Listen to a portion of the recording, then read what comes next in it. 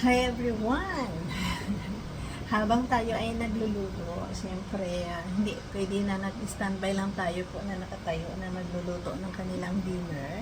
Siyempre, mamamalansa rin tayo guys. Ganyan po yung buhay ng isang OFW. Ayan po ako yung mamamalansa.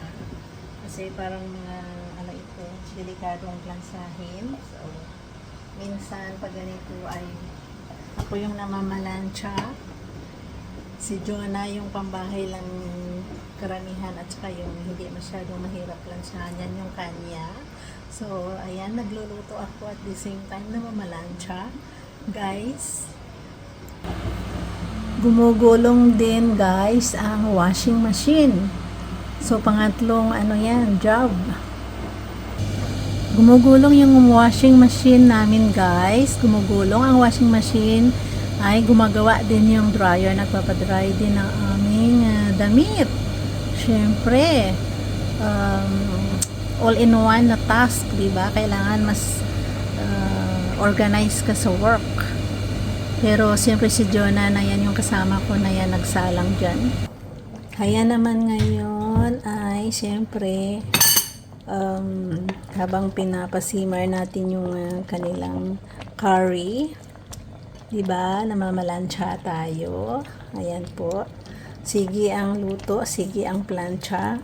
Nag-work yung washing machine, nag-work yung dryer.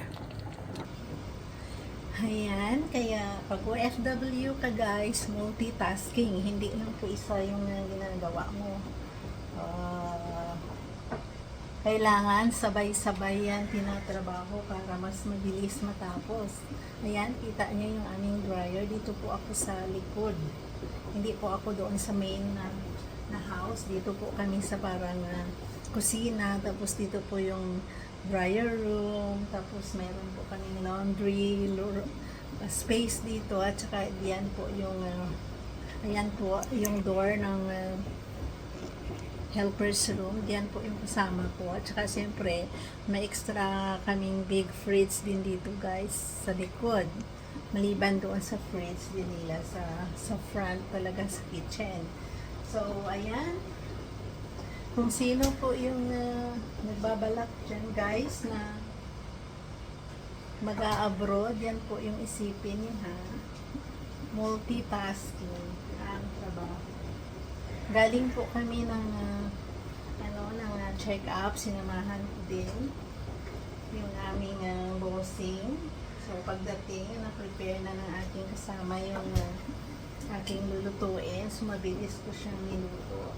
At saka, hanggang ngayon, nasisimmer pa. So, ayan, kaya nyo ba yan, guys? $1, diba? So, $1 talaga yung kapalit. Ayan, natapos na ako ng lansa ng isa. Kasi, pang office to ng ni JD's. So, pwede na ito. Medyo expert tayo mamalansya. So, kaya ayan guys, isipin nyo muna bago po kayo mag-apply ng abroad. Akala nyo ba masarap yung buhay ng abroad? Anyway, maya-maya ako ay magde-day off. I mean, hindi magde-day off.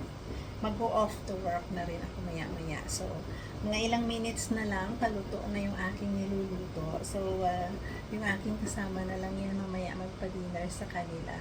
So, ayan, sinishare ko sa inyo dahil hindi po basta-basta maging OFW, diba? Kaya guys, please, mag-isip kayo ng husto. Akala nyo masarap maghanap ng $1, diba? Anyway, 3 lang yan yung aking plantsahan.